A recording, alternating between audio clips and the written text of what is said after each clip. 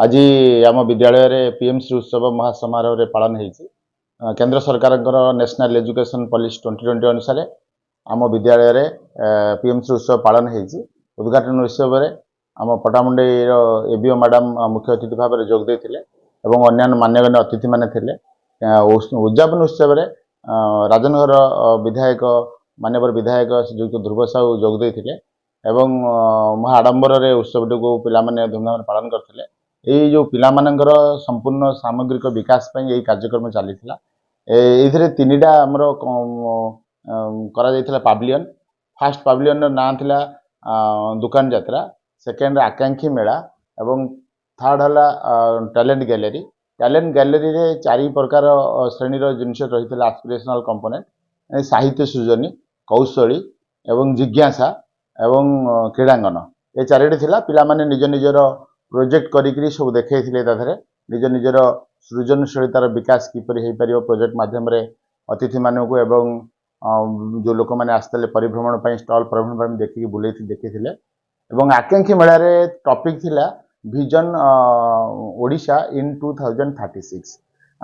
2036 बेलू को मो स्वप्नर ओडिशा क्यों परिस्थिति में पहुंची गोटे विकसित ओडिशा पहुंची ना नहीं, मो विद्यालय अवस्था केमी थी, मो गाँव अवस्था केमी थी, मो सहर अवस्था केमी थी, मोर अवस्था केमी थी, गोटे विकसित अंचल रूप परिणत हो ना नहीं, ये उद्देश्य पिला माने मॉडल करथिले एवं विभिन्न प्रकार मॉडल से निज निजर कथा देखते।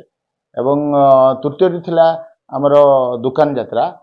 ये पिला माने फाइनेंशियल लिटरेसी शिखी विभिन्न प्रकार दुकान पकड़े जमी फ्रुट्स दुकान पकड़े, स्वीट्स दुकान पकड़े, विभिन्न प्रकार दुकान पड़ता है। गोटे बैंकिंग पड़ता है बैंक रे फ्रॉड हो ठकिक नहीं जाऊँच से प्रकार भी लोक मान अवेयरनेस करा। मोट पर कहवाई गले गोटे समस्त पिला मानकर भितर गोटे कंपटीशन होता है। शेष में प्रतियोगी मानक मानवर विधायक श्रीयुक्त ध्रुव साहू महोदय पुरस्कृत करते। पिला माने नाच गीत आनंदर सहित यहाँ काटिले। वास्तव में मुझे अनुभव करुँची पीएमसी उत्सव जो ओडिशा रे 632 स्कूल को प्रथम थर पर दि जाइए और सेकेंड द्वितीय स्तर पर आम पटामुंडई ब्लॉक में 2टी स्कूल को आसी गोटे दांडीसाही हाईस्कूल जयहिंद हाईस्कूल दांडीसाही और आम मनमथनाथ उच्च विद्यालय 1944 मसीह कौन शुभ मुहूर्त तैयारी होता मनमथनाथ उच्च विद्यालय वास्तव में गोटे गौरवपूर्ण विद्यालय और आ पूर्व आज पीएमसी लगे पीएमसी मनमथनाथ उच्च विद्यालय।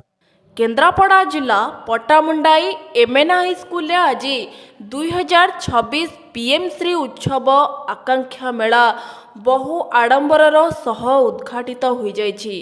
एही उद्घाटनी उत्सव में मुख्य अतिथि भावे पटामुंडई अतिरिक्त शिक्षा अधिकारी प्रेमबला महापात्र, मुख्य वक्ता विद्यालय परिचालना कमिटीर सभापति तपन कुमार दास, सम्मानित अतिथि भावे पीएमसी समितिर सभ्य Gopinath Tripathi, MN high school प्रधान शिक्षक अशोक कुमार राउतराय, शिक्षक अशोक कुमार दास, सरोज कुमार स्वाई प्रमुख जोगदे छात्र छात्री मानक सामग्रिक विकास, पिला मानक मध्यरे थिबा सृजनशीलता, नवसृजन और प्रतिभार अन्वेषण संपर्क में उद्बोधन देइथिबा बेले छात्र छात्री मानक पक्षरु विभिन्न प्रकल्प माध्यम विकसित ओडिशा 2036 रे स्वप्न सहित जिज्ञासा, कौशली, साहित्य सृजनी, क्रीड़ांगन इत्यादि कार्यक्रम माध्यम सूचना देइछन्ति। नाम लागिला पीएमसी आम ओडिशा रे 462 विद्यालय को स्थिर कर आम विद्यालय गोटे सदस्य माने अभिभावक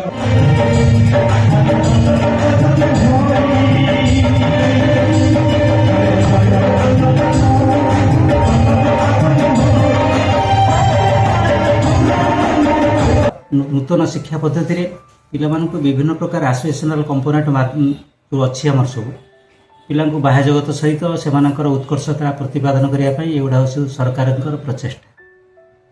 आम स्कूल पीएमसी मेला अनुष्ठित हो जाइए।